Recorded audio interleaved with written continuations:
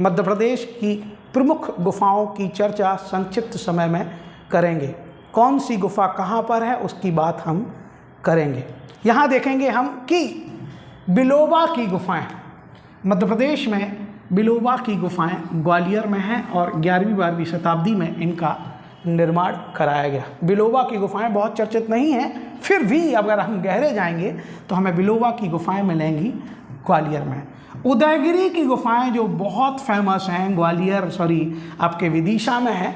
उदयगिरी की गुफाएं ये बहुत चर्चित हैं, एग्जाम पॉइंट ऑफ व्यू से बहुत इंपॉर्टेंट हैं। और यहाँ उदयगिरी की गुफाओं में विष्णु के वराह अवतार की प्रतिमा है, जिनसे प्रश्न हमेशा आता है। और यहाँ कुल 20 गुफाएं हैं, जिनमें से पहली और 20वीं गुफा जैन धर्म से संबंधित है। और गुफा नंबर 5 में विष्णु के वराह अवतार की प्रतिमा मिलती है। विष्णु के वराह अवतार की प्रतिमा मिलती है यहाँ उदयगिरी की गुफाओं में। फिर हम आते हैं मारा की गुफाएं, जिन्हें कभी कभी माड़ा की गुफाएं भी बोलते हैं। ये मिलती हैं सीधी में और ये बौद्ध कालीन गुफाएं हैं। भगवान बुद्ध के काल में, कहते हैं उस समय में, महाजनपद काल में इन गुफाओं का निर्माण सीधी में किया गया। फिर आते हैं हम रायसेन में, मध्य प्रदेश का एक जिला जो अपनी गुफाओं के लिए यूनेस्को विश्व विरासत सूची में स्थान पाया है, और वो जिला है रायसेन। वहाँ पर अब्दुल्लागंज में भीम बेटिका की गुफाएं मिलेंगी, जहाँ भीम एक समय आकर बैठते थे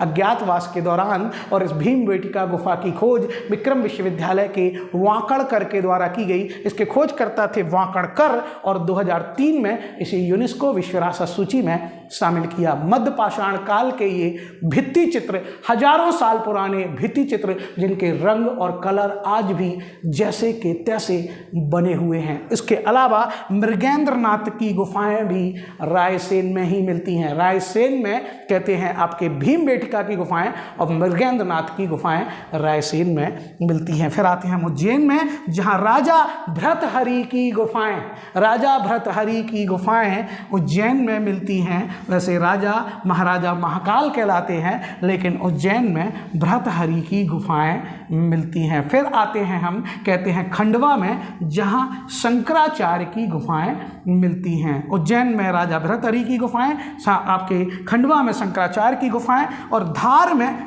बाघ की गुफाएं मिलती हैं। धार में बाघ की गुफाएं मिलती हैं, जिनकी तुलना अजंता की गुफाओं से की जाती है। परमार शासकों के द्वारा बनवाई गई धार की गुफाएं, जिनकी संख्या कुल 9 है, जिनमें से 5 गुफाएं नष्ट हो चुकी हैं, और ये भगवान बुद्ध से संबंधित हैं। भगवान बुद्ध की यहाँ पर आपकी, कहते हैं, चित्र मिलते हैं, भित्ति चित्र मिलते हैं। और कहते हैं, वैसे भी अगर एक फॉर्मूला लगाएंगे तो कहते हैं कि बाघ में होती हैं धारियाँ, बाघ में होती हैं धारियाँ, तो बाघ की गुफा धार में। और बाघ होता है डेंजर, तो डेंजर फील्ड ने खोज की थी किसकी? बाघ की गुफाओं की। तो एक फॉर्मूला है, बाघ में होती हैं धारियाँ तो बाघ की गुफा धार में, और बाघ होता है डेंजर तो बाघ की गुफाओं के खोजकर्ता डेंजर फील्ड। और इनकी तुलना अजंता की फेमस गुफाओं से की जाती है। इसके बाद मध्य प्रदेश के दक्षिण में स्थित होशंगाबाद,